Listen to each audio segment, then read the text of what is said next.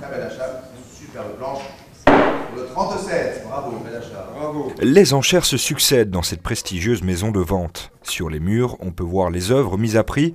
Parmi la grande panoplie d'objets se trouvent quelques bijoux bruxellois. Ici, nous avons une œuvre de Julien Meert, un des 18 artistes qui a offert généreusement une œuvre. Estimation basse 900 €, estimation haute 1500 €. Et nous espérons bien sûr qu'elle sera vendue 25 000 €. La situation financière de l'SBL Doschlux, qui vient donc en aide aux plus précaires à Bruxelles, avec ou sans papier, avec ou sans abri, dans un superbe bâtiment, plus de 2 millions d'euros, est jusqu'à présent entièrement financé avec des fonds privés. Des fonds privés auxquels participe donc un collectif d'artistes. Parmi eux, il y a Pascal Bernier.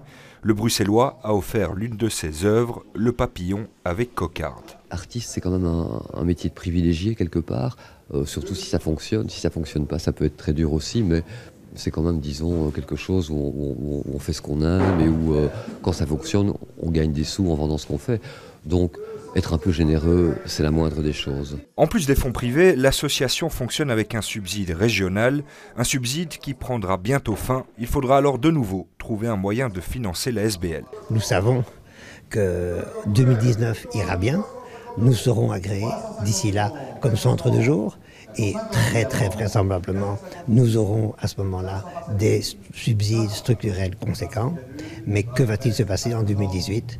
Vers la fin mars, notre trésorerie frôlera le zéro et on ne sait pas comment on va terminer l'année. Avec les œuvres vendues aujourd'hui, l'association espère récolter 50 000 €, une somme suffisante pour faire fonctionner Doschlux pendant un mois.